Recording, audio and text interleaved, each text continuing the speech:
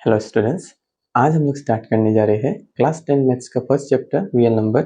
इस वीडियो में हम ये चैप्टर के बेसिक कॉन्सेप्ट को समझेंगे। Let's begin with our first topic, what are real numbers. Real numbers क्या होते हैं? Real numbers are all the numbers that can be represented on a number line. They include both rational and irrational numbers. Real numbers वो सभी number होते हैं जिनको हम number line पर रिप्रेजेंट कर सकते हैं। इनमें रेशनल और इरेशनल दोनों टाइप के नंबर्स आते हैं। For example, 2, 3, 1 by 2, root 2, pi, all these numbers are real numbers because all these numbers can be represented on a number line. Let me draw a number line. We know that in the left side of the number line there are negative integers and in the right side of number line there are positive integers. So here comes 1, 2, 3, 4. Here -1, -2, -3, -4.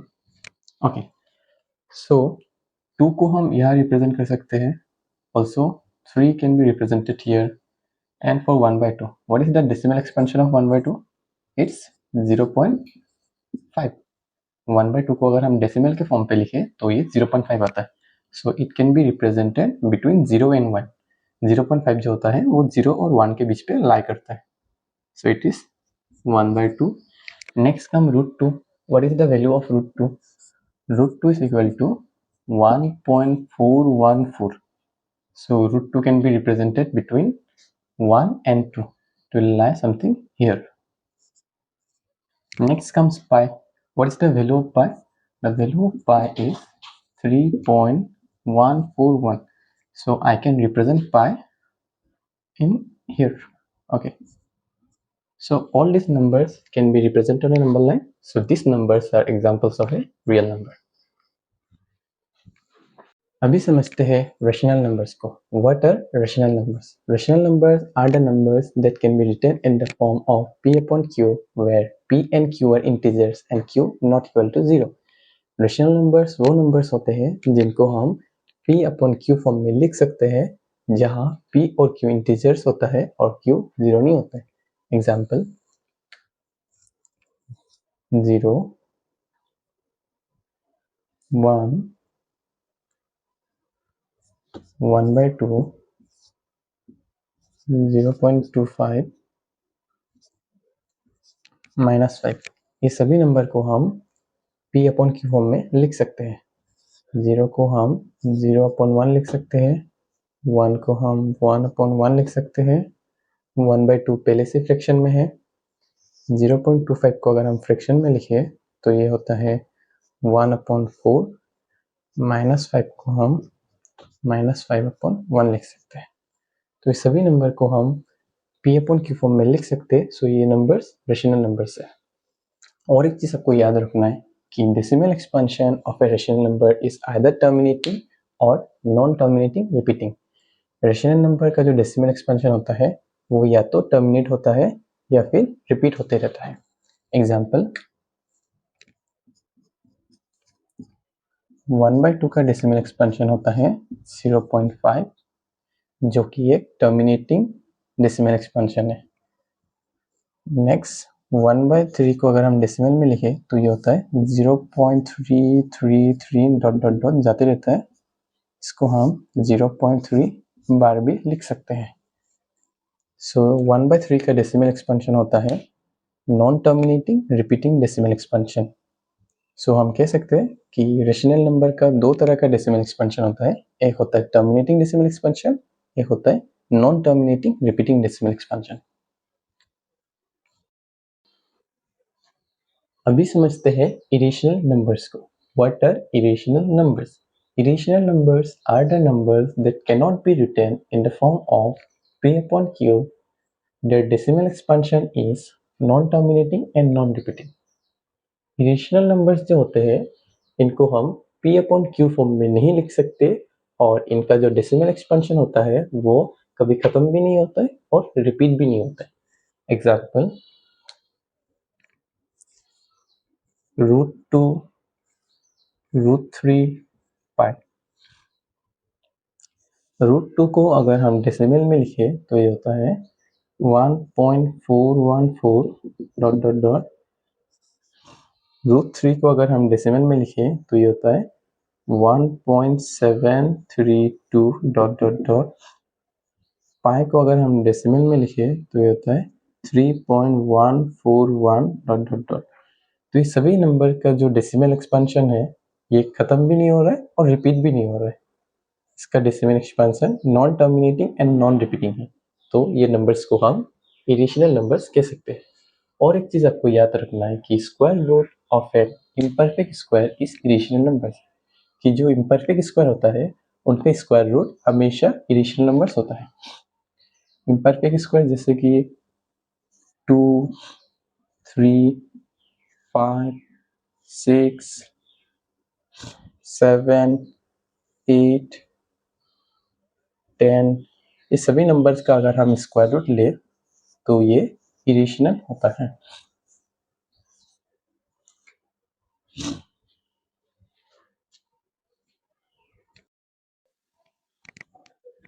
अभी समझते हैं fundamental theorem of arithmetic.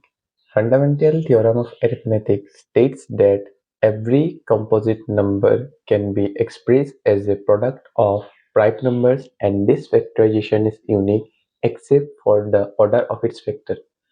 Fundamental theorem of arithmetic हमें ये कहता है कि हर composite number को हम प्राइम नंबर के प्रोडक्ट के फॉर्म में लिख सकते हैं और ये फैक्टराइजेशन यूनिक होता है। Let's take an example of composite number से 12।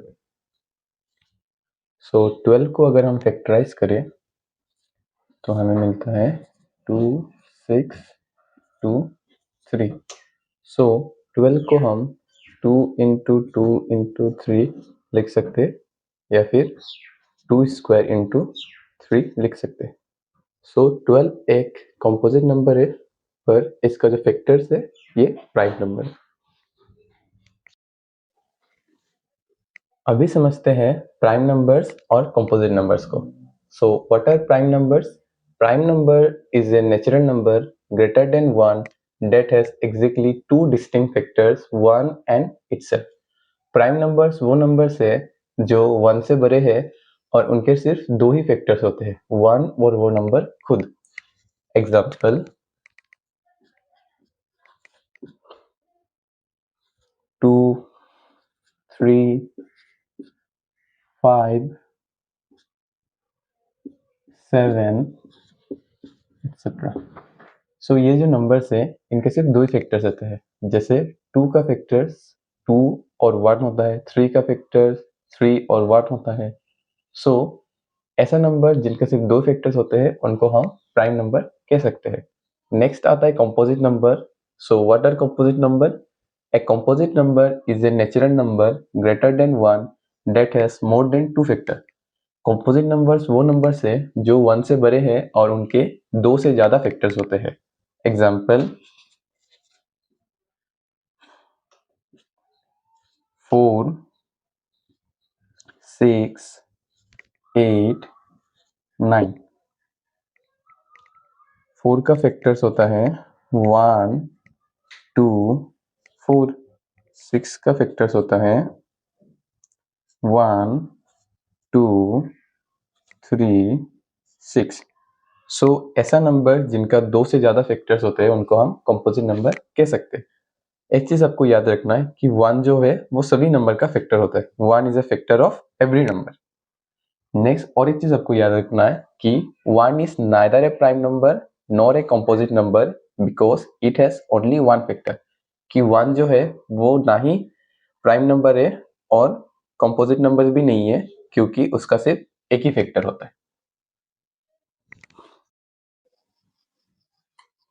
अभी समझते हैं HCF और LCM को।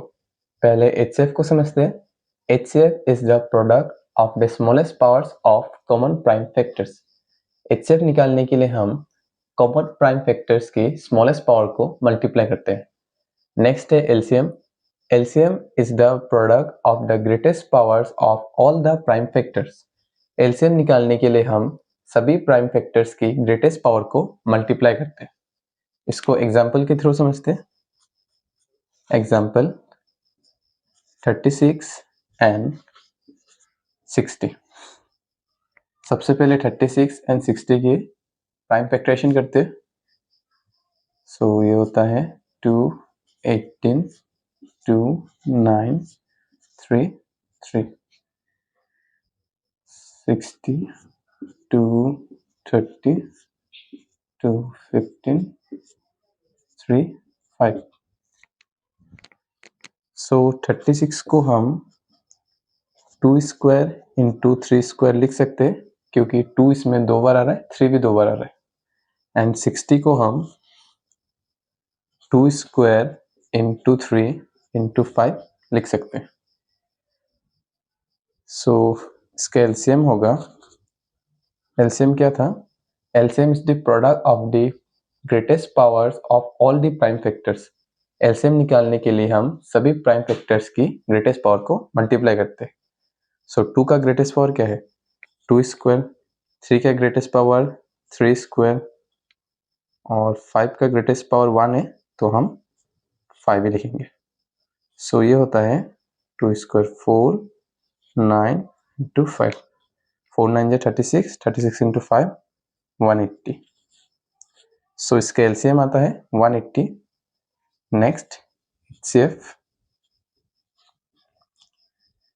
एचसीएफ के लिए हम कॉमन प्राइम फैक्टर्स की स्मॉलेस्ट पावर को मल्टीप्लाई करते हैं। 36 एंड 60 के प्राइम फैक्टराइजेशन में 2 और 3 कॉमन है। सो 2 का स्मॉलेस्ट पावर 2 स्क्वायर है और 3 का स्मॉलेस्ट पावर 1 है, तो हम 3 लिखेंगे।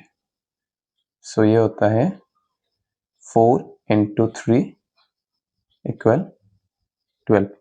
सो 36 एंड 60 के एलसीएम आता है 180 और नेक्स्ट है most important topic, relationship between HCF and LCM.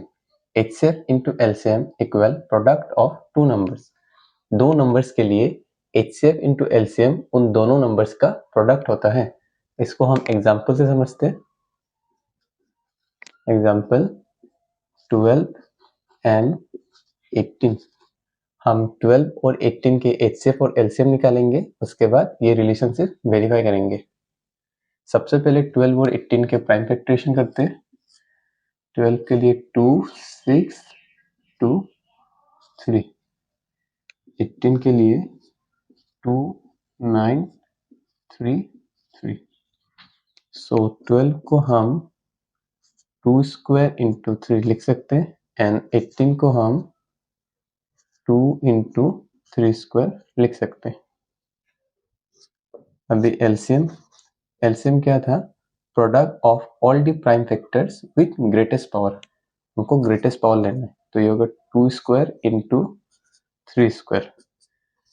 4 into 9 equal 36। Next है एचसीएफ। एचसीएफ के लिए हम क्या करते हैं? कॉमन प्राइम फैक्टर्स की स्मॉलेस्ट पावर को मल्टीप्लाई करते हैं, तो ये होगा 2 इंटू 3 इक्वल 6। अभी वेरीफाई करते हैं।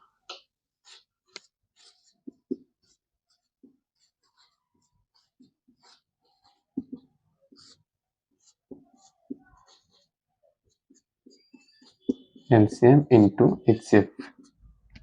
एलसीएम कितना था? 36 and HCF 6। So 36 into 6, 6 6 36, 6 3 balance, 6 3 18, 18 plus 3 21। सो ये होता है 216। Next product of two numbers.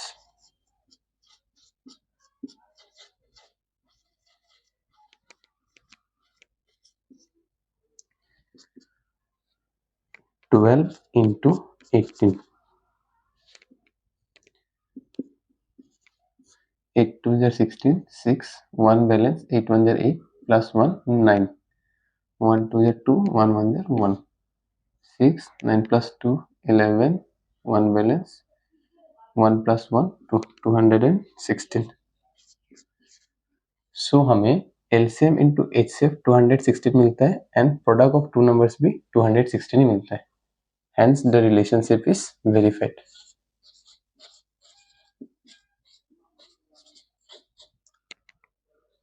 So our last topic is proving irrational numbers. अब हम irrational numbers को prove करना सीखेंगे. So our question is prove that root 2 is an irrational number. हमें prove करना है कि root 2 irrational number है. हम इसमें contradiction method यूज करेंगे. मान लेते हैं कि root 2 rational है. Let us assume the contrary, that root 2 is rational. हम मान लेते हैं कि रूट 2 रेशनल नंबर है. सो रूट 2 को हम p अपॉन क्यू फॉर्म में लिख सकते हैं. p upon q where p and q are co-prime integers.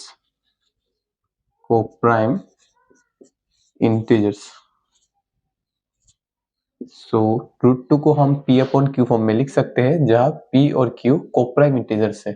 Coprime integer means p और q का कॉमन फैक्टर सिर्फ 1 ही होना चाहिए या फिर p और q का HCF 1 आना चाहिए. 1 का अलावा और का कोई भी कॉमन फैक्टर नहीं होना चाहिए. नेक्स्ट स्टेप में हम स्क्वायरिंग करेंगे both sides. Squaring both sides.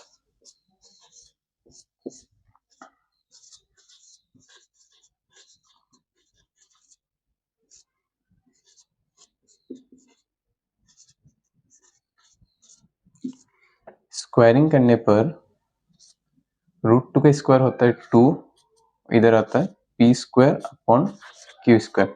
Next step में हम q स्क्वायर को लेफ्ट हैंड साइड में लेके आएंगे तो ये होगा 2q square equal p square.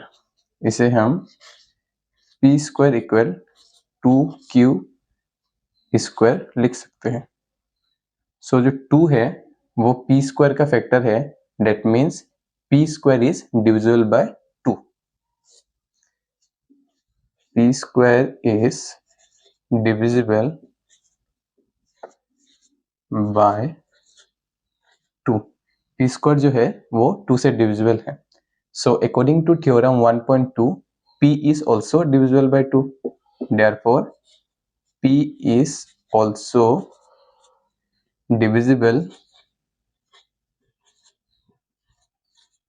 by 2. Next step में हम मान लेते हैं कि p इक्वल 2k है. Let p equal 2k where k is an integer.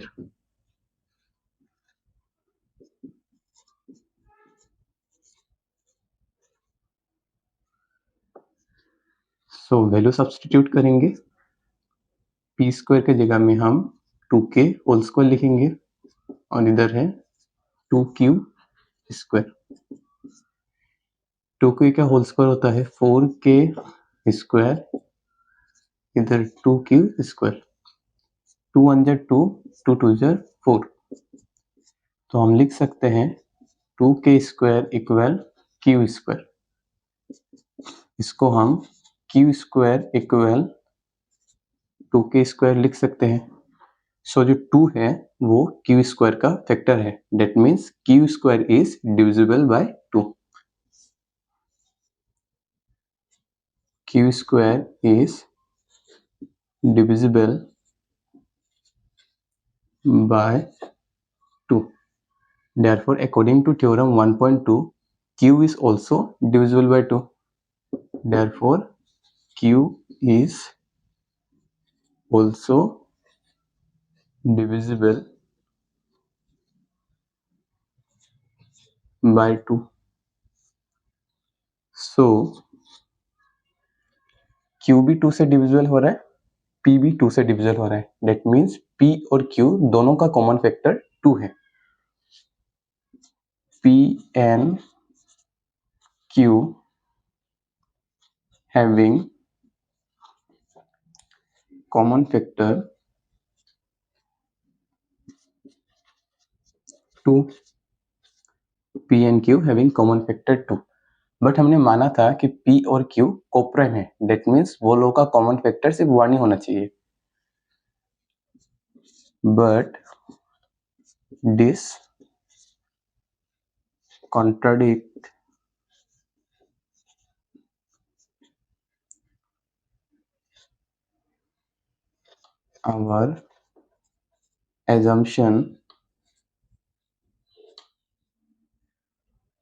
contradict our assumption that P and Q are coprime. Therefore, our assumption is wrong. Hence, root 2 is an irrational number.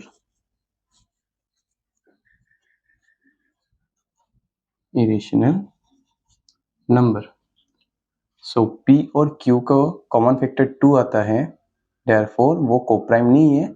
So हम लोग का assumption wrong है, root 2 irrational number है. So that's all for this chapter. Thank you students for watching.